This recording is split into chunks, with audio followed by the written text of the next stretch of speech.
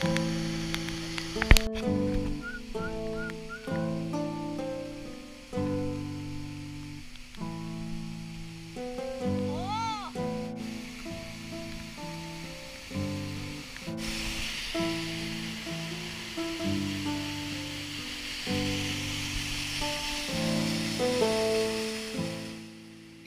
morning, folks. This is the weekend of Memorial Day and it's rains and thunderstorms, so our shoes are wet, and this is the craziest way we found how to dry our shoes.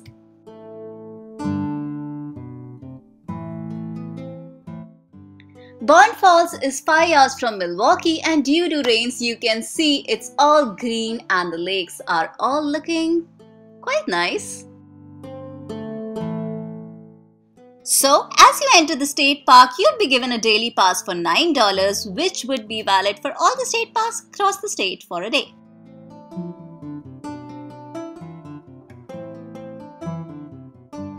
So we just parked our car and we are walking towards the Bond Falls. This is the trail where I'm walking and this is the Bond Falls.